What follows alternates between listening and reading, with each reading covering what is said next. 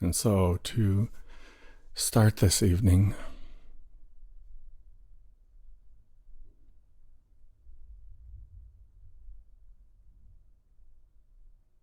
just see if you can feel that sense of aliveness anywhere on your body. Fingertips might be cold. Maybe your foot is twitching or playing with your hair. Maybe you can feel your chest rise and fall.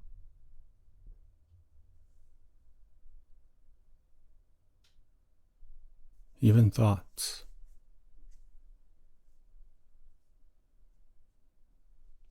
Even if you're stuck up there in your head, listening.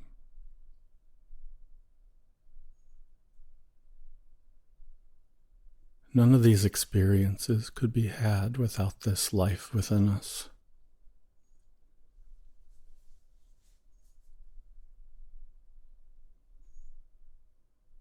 It's the one thing that's necessary for anything else to happen.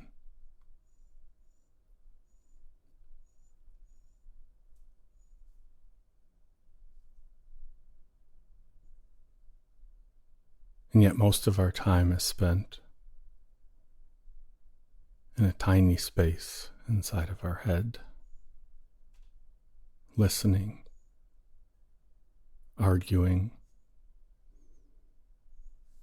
reasoning, fantasizing, all of these different thoughts.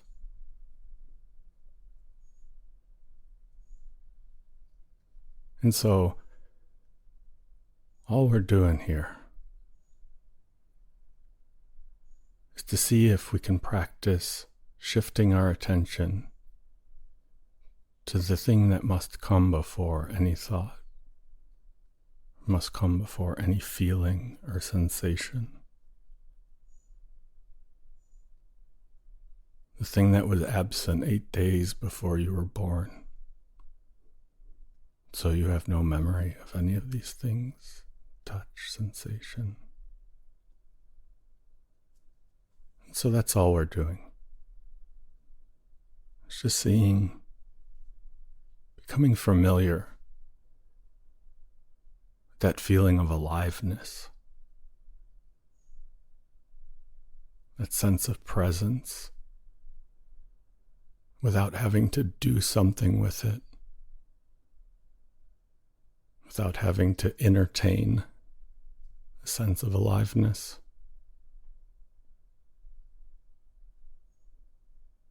So in a lot of ways, this practice tonight is so much simpler than how we spend most of our days. Most days require some planning, some reasoning, some movement, stress tolerance, happiness, sadness, all of these extensive things which tire us out. But what we're doing together here is the simplest thing. Simply getting to know better the thing without which nothing else would be for you.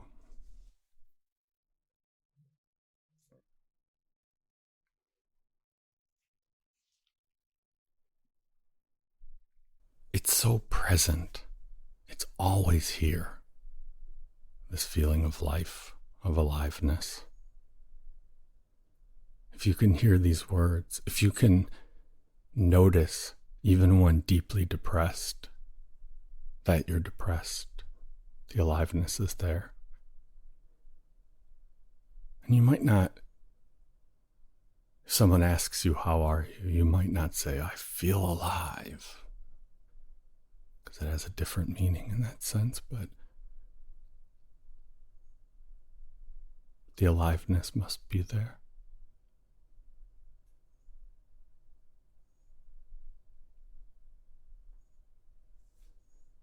And it's when we're able to come back to this moment, which is the only place that is alive.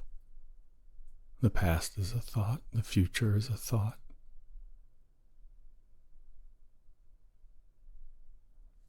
So when we come back to this present moment and see the simplicity of being, a sense of peace and rest begins to come over us.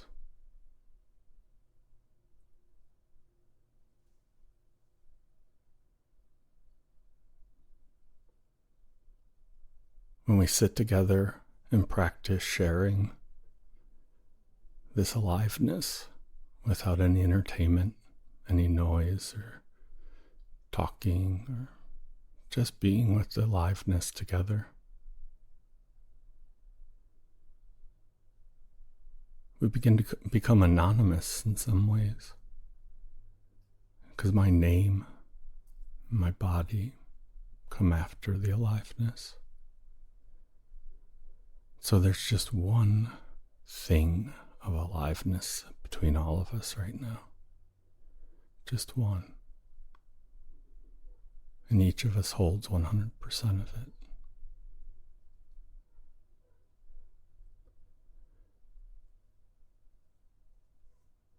So other than being the simplest activity that there is,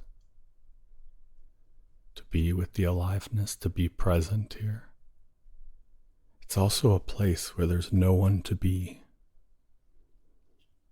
and there's nothing to do. All of those many roles that we all play during the day, familial roles, mother, father, daughter, son, child, employee, artist, meditator, runner, whatever you call yourself. And the burden of being that person, being that identity, all of that can be let go of in this place. There's no one to be here. And that includes being a good meditator or a bad meditator. There's no need to be either.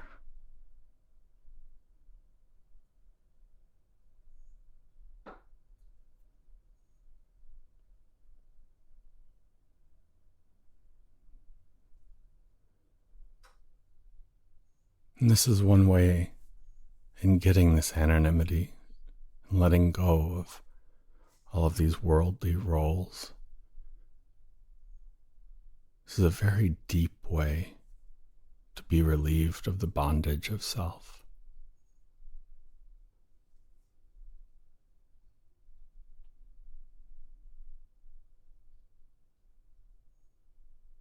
The self that operates during the day with all these different titles and relationships is often guided by self-centered interest, pursuing pleasure and avoiding pain, looking for happiness.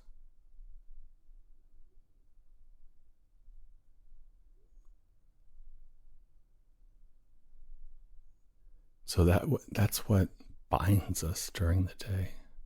So it keeps us stuck in constant thoughts about ourselves. It's those identities and those needs that seem so important, so necessary. And so this is a time to also feel the freedom of being no one,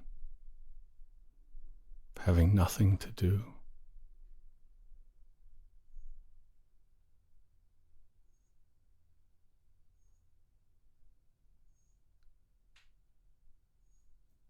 After doing this for a while, just becoming more and more familiar with this place, it starts to become clearer bit by bit that Life isn't hard. The world isn't hard.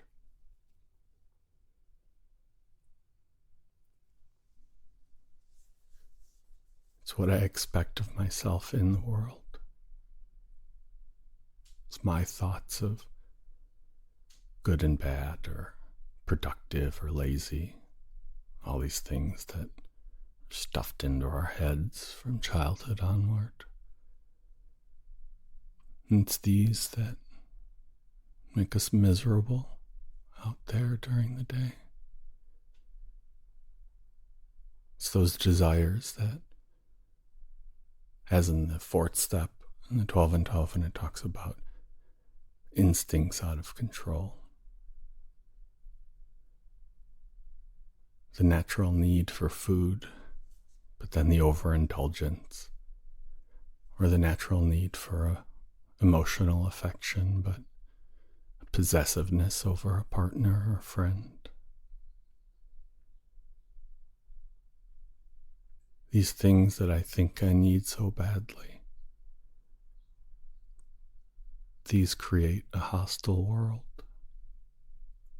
Because I'm always trying to pluck something from it.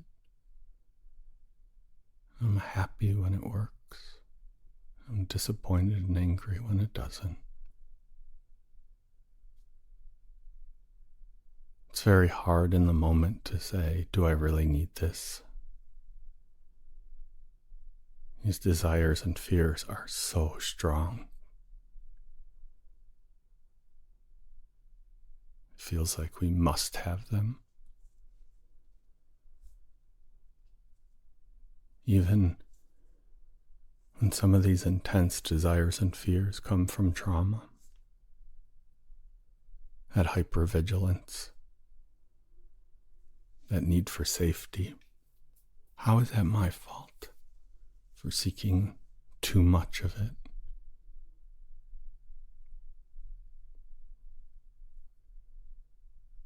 It's understandable.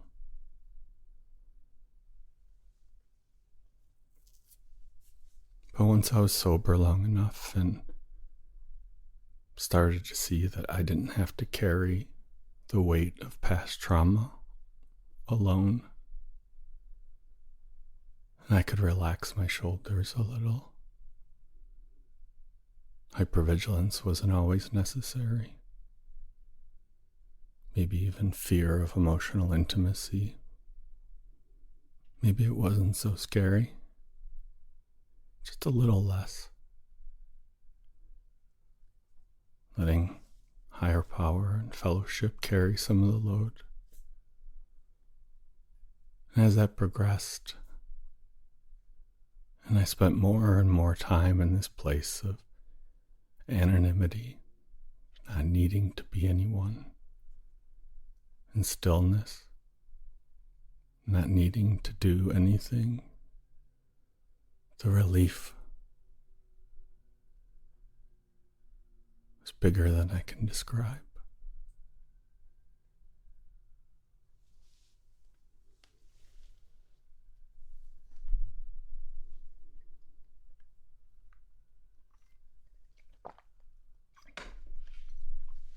You see, I thought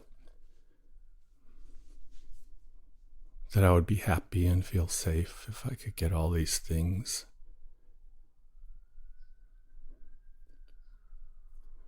A protective and reliable partner, or an apartment in a safe neighborhood, or a job that pays enough to afford comforts and luxuries.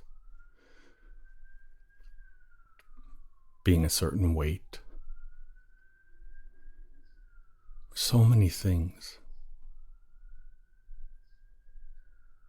And I thought, if I could just get or accomplish this, then the heaviness,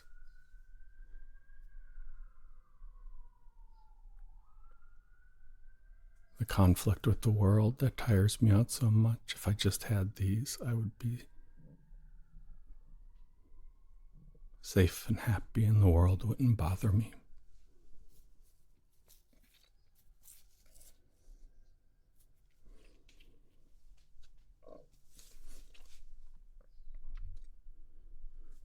unfortunately backward I discovered that was when I began meditating regularly.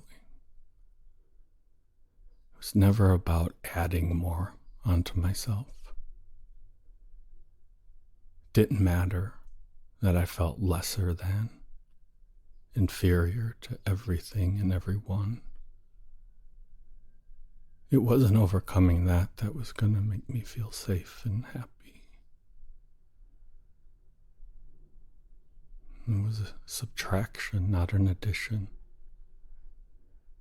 It was inventorying things, letting them go, becoming willing to let character defects go. It was subtraction. It was cleaning house. It was surrendering things and identities and hungers that were out of proportion. It's a lightness. No more having to be the perfect worker, the perfect meditator, or perfect AA.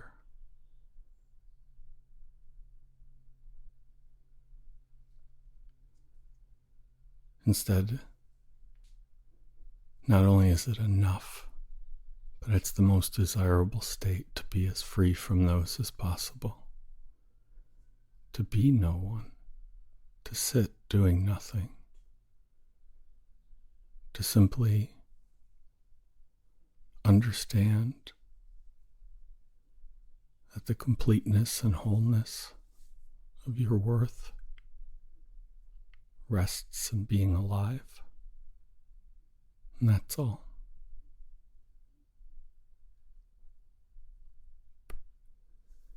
You are perfect simply by being alive.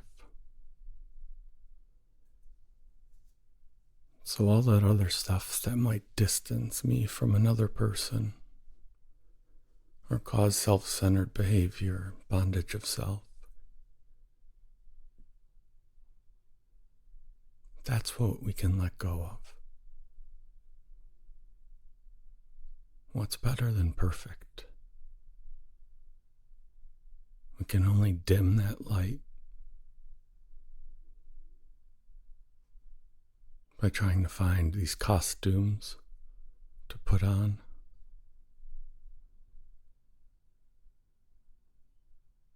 It's just letting go.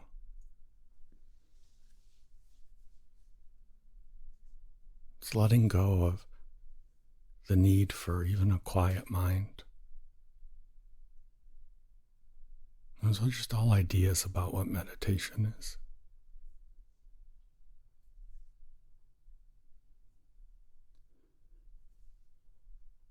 Even the suffering, the annoyance that I can get at my thoughts sometimes when I start to argue with myself in my head.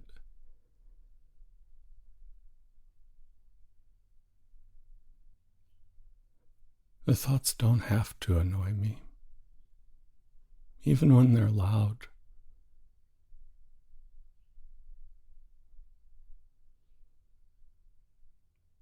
It's my interest in the thoughts that ties me to them. And if you watch them, if you can get to this place of stillness and having nothing to do, if you can let all of that demand from the day, if you can allow that to let go, to subtract it, and if you watch the thoughts with this calmness, neither pushing them away or reaching out for them, just watching, just awareness, you start to see that they come out of nowhere. They might pop up because you see something or hear something, or sometimes it seems like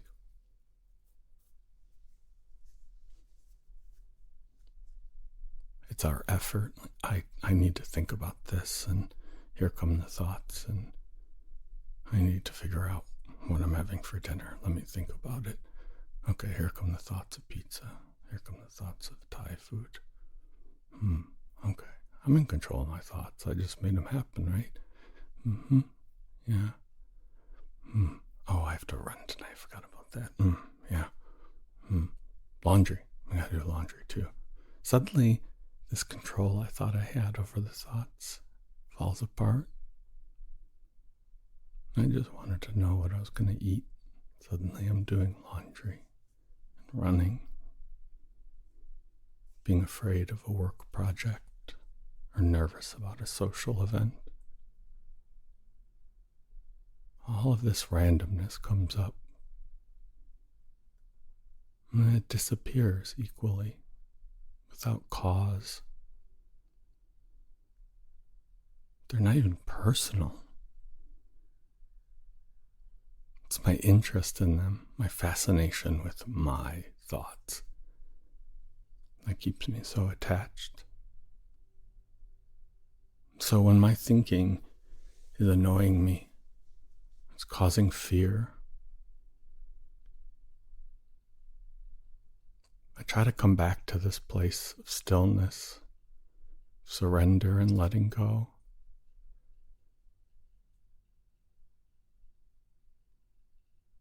Suddenly those thoughts, they're not mine.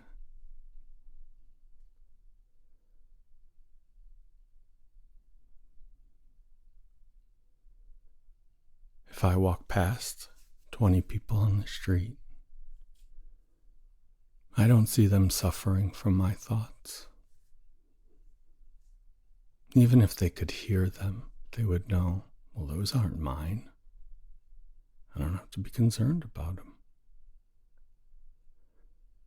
And with this practice, I'm starting to see how random and wayward the thoughts that distract us are. It starts to become like that. Wait a minute. Those aren't mine. It's just static. That disidentifying with the thinking, it allows us to have peace regardless of how loud or crowded the mind may be.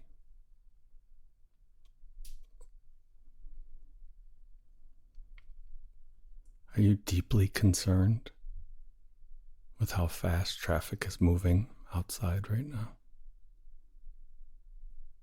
It doesn't even occur to us to be concerned about that. It has nothing to do with us now as we're sitting here. And with time and practice, imperfect practice, our thoughts start to become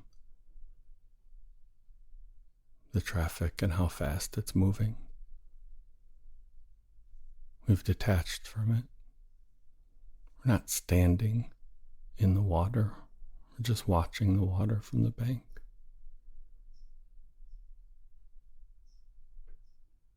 These thoughts are not who we are. And yet just utterly fascinated by them all day long. Now come into the aliveness of your body to start. It's always the door. And Buddha said that enlightenment goes through the body. There's no way to avoid it. In fact, it's the doorway to stillness and being in the present moment.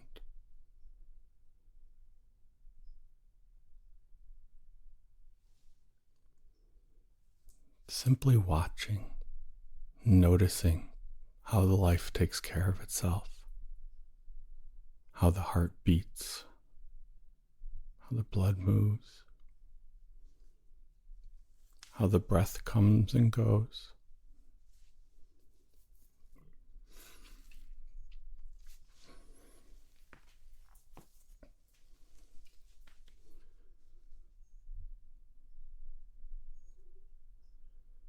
So if there's a moment during meditation or during the day when it seems like you can't get back to the present moment, that everything is contained in your skull, it's all imagination and thought or fear. If you find yourself there,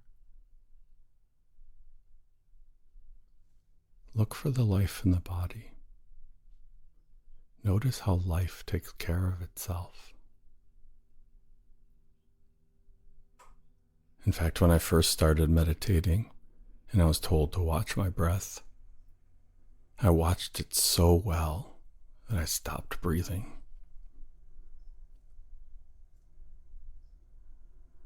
That wasn't watching and observing. That was grabbing something with my attention and squeezing it like a child does with a cat.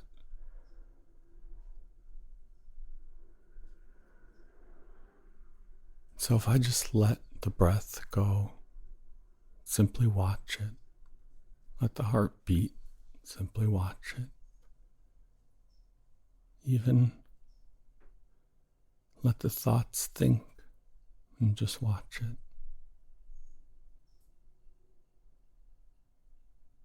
You can see that life lives itself. We can be a passenger, do all that needs to be done, enjoy all the things that can be enjoyed without being in control or seeing everything as because of us or affecting us. It's just being anonymous, being still, having nothing to do.